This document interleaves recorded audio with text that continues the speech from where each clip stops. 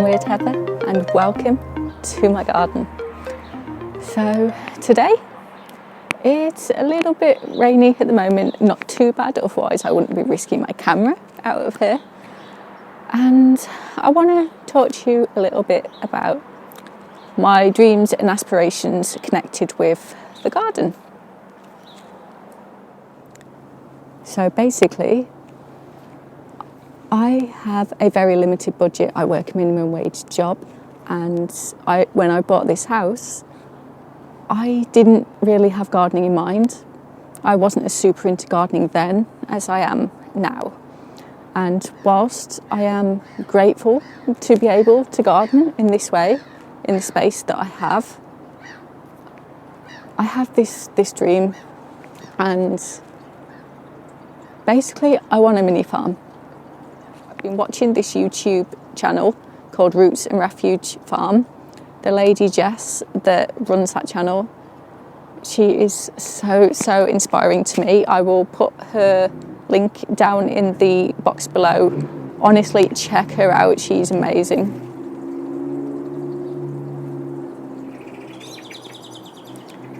Sorry, just got some really loud traffic going on. So yeah, I will put Jess's link down in the box below, so check her out, seriously. And it's one of those, you know, when you have a dream that is just, you want it so much that achieving it is just not even an option anymore. It's, you have to. And that's the thing about me. When I want something that much, like, it like breaks my heart, the idea of not being able to do that. I will do it. I will cry and scream and have tantrums and be like, oh, it's never going to happen. But I will get there eventually. If it means that much to me, I will do it. And I know that because that's how I came to have this house. You see, when I first got this place, it took forever, the process. And a lot of people think, oh, well, you must have had rich parents helping you out, or, oh, you must have had someone give you money, you must have some super well-paying job. Because I bought this house when I was in my 20s, and at the time there were people in their 30s and beyond that were forced to live with their parents because they couldn't afford to get on the property ladder. And there still is a lot of talk about people that can't get on the property ladder. But at the end of the day, it wasn't any of that. I've worked hard for every penny I've ever had. You know, I've saved, I've lived below my means so that I could have the funds to do bigger things like this. You know, the whole saving for a rainy day thing. I've always been a saver. That's the one thing my mum always installed in me. Like, you have to save. And it worked out because I was able to buy this house. I mean, it was a stretch. When I first got this place, the first few months, I was so scared because I had like nothing in the bank. I had no reserve for any kind of emergency. And I knew that if anything happened to go tits up, then I might not have enough to pay the mortgage and I might end up homeless. And that, when I first moved in here, that kept me up. And the process, it just dragged on so long.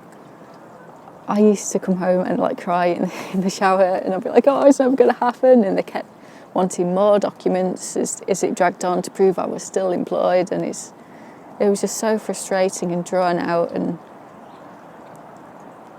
But I got there because it was what I wanted, like really wanted. From when I was a little girl and I was doing a paper round in a fairly well-off area, I always wanted to own my own home. And I wanted one of those houses on a tree-lined street that had more than one bathroom. It seems kind of like a crazy dream now, but we went on holiday, my partner and I, this year, and we actually had 2 bathrooms. And let me tell you, it is so much better than just having one bathroom. because he has a nasty habit of being in the shower when I really want to wee.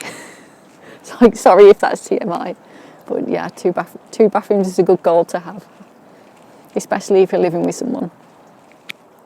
So yeah, that is my dream.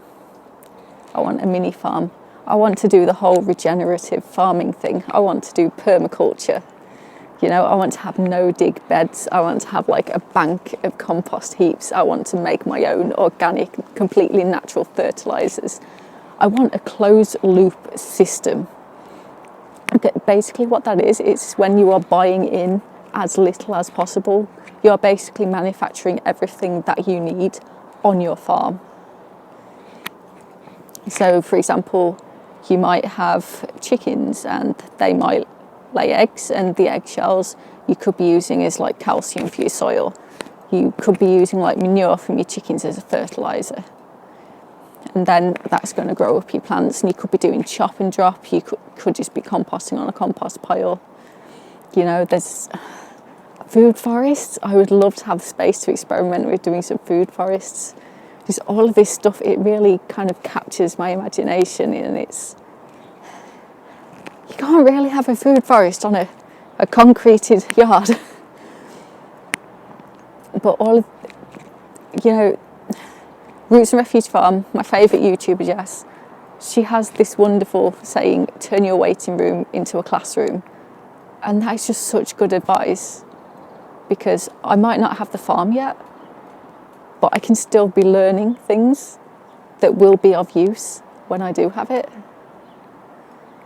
And it's one of these things that I will eventually have, and it might take me like 30 years, 40 years, I don't know.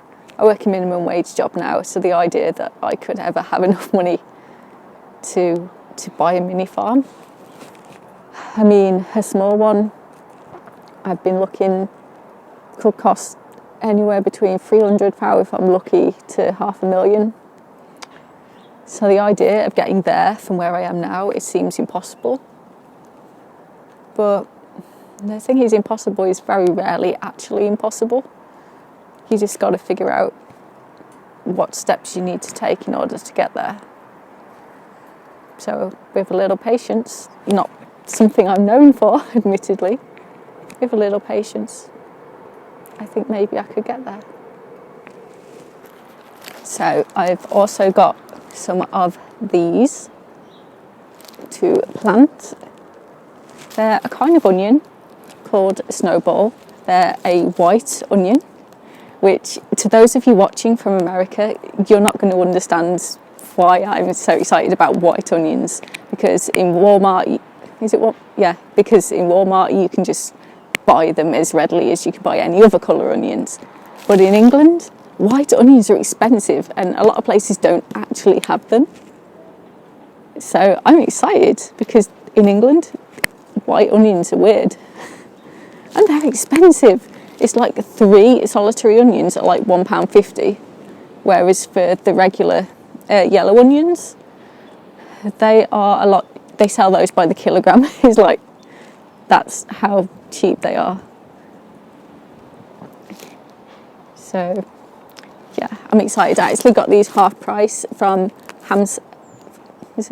Hampson's Plant World in Wakefield. I will put the name on the screen. So if you are local, it is an amazing garden centre, and at the moment they're doing half price houseplants. They do half price seeds. They do half price bulbs. I got a couple of dahlias as well that I've already planted that were £1. Well, one was £1 and one was half price, so it's about £1.52, but it was a fancy exotic kind. These were half price, so that would have been like £1.80 for like, is there 50 in here?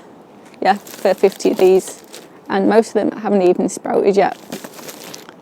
So I have no idea where I'm going to stick all of these, to be honest, but I've got to grow at least some, and I can always give a few away to people, because I know people with allotments and that have kids, and kids love to garden, don't they? So any of my excess stuff, I always like find the parents and I'm like, does your child want some seeds?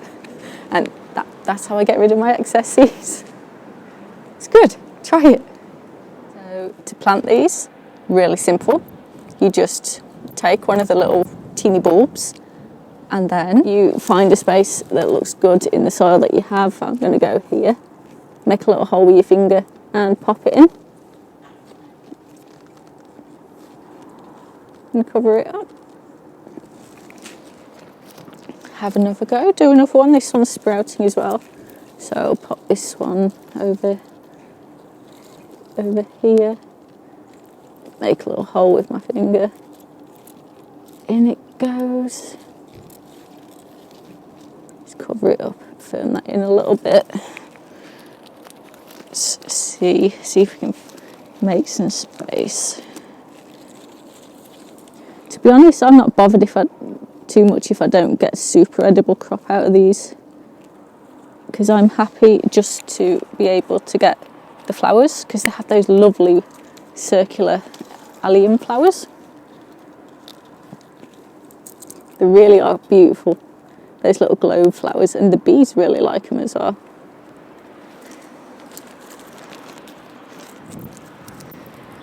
See if I can get some more at the back here. Oh dear. I put half of my cabbage in here to see if it would grow back if I put it in soil. The only thing it seems to be growing is slugs at the moment. Just get them off. Thank you, thank you, thank you.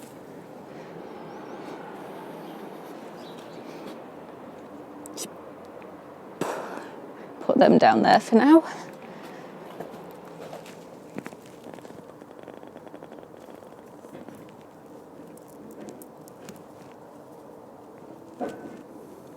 What's this? Garden cat is making an appearance. Hey, beautiful. Hello. As usual, he's far too cool to acknowledge me. I've just had him at the vet's yesterday because on and off he's been having an eye infection since the start of this month. It's driving me crazy. Whatever they try and give him, it works while it's being administered, but then as soon as you stop giving him drops, the infection thing comes right back. And he's been at the vet so many times, he's starting to hate me, truly. Luckily for me, he's a very forgiving cat, but I'm just, you know, in life when it's just one thing after another and it all starts getting on top of you with all the stress of just everyday life as well.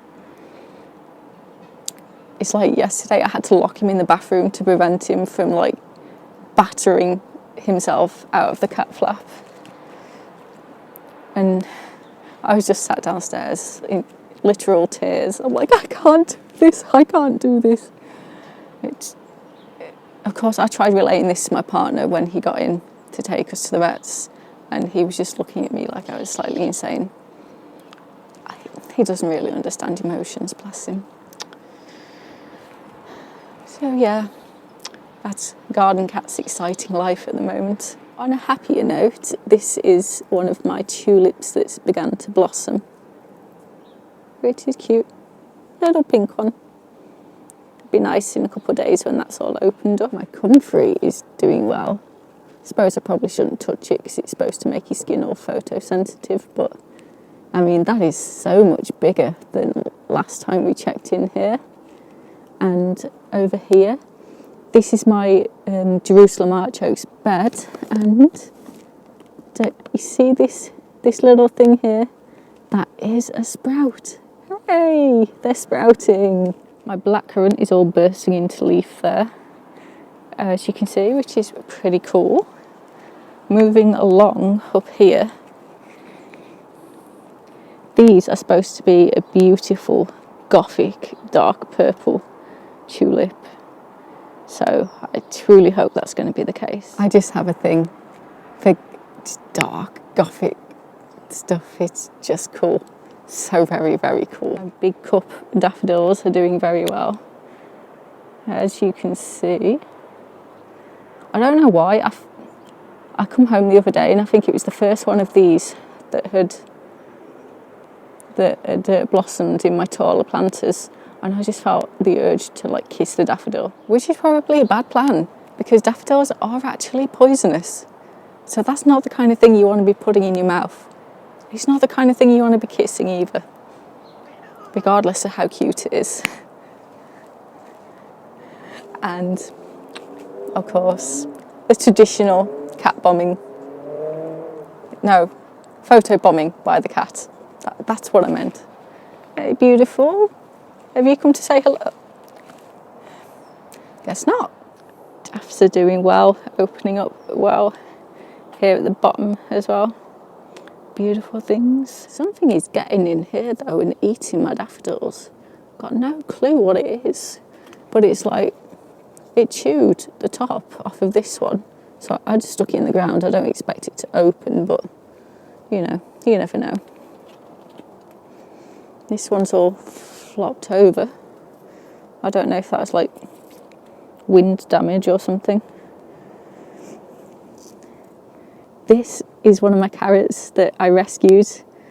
If you remember, I talked about it in a previous video about rescuing the carrots that were trying to grow in the fridge. And oh, I'm so proud of it. Look at all those beautiful frilly little leaves. Garden cat is back. Come say hi. Please. Oh, my little cute cat. I love you. Kiss. Oh, rejected. So over here, we've got some cool looking white and green tulips. I don't know if they're going to stay white and green, but I hope they do because that looks cool. See, we've got another one just over here. And another one just over here. So beautiful. And my God, what was this? Blackberry? No, it wasn't a blackberry. Raspberry? Whatever fruit this was that I bought, I cannot for the life of me remember what it is right now. It's doing well. I'm going to have to look at my last video and remind myself what it actually was. Putting on some nice leaves, so probably leave it a few more weeks and then check for roots and get it repotted again to something a little bigger. My garlic bed that I was struggling to say properly last time, doing well. Gosh, you know, I really do love these scented daffodils, and I love the contrasting orange in the centre as well. And I love the fact, obviously, you get multiple flowers from the same stem. I just think that's like super cool. See? They're just so beautiful and they just make my heart happy. So before I go, I just want to show you something like really cool. These are the first seeds I purposely planted this year, and they are actually potato seeds. No, not seed potatoes, which are actually the tubers, but potatoes actually make a fruit. It looks a bit like a cherry-sized tomato, only it's deadly poisonous, you can't eat it. And it has seeds in, which have made these. So these will actually grow into potatoes if I take care of them right. I've never grown from potato seed before. It's known in the trade as TPS, or true potato seed, to distinguish it from what many people call seed potatoes, which are actually the tubers. So this TPS is actually an aphid on that. Grr.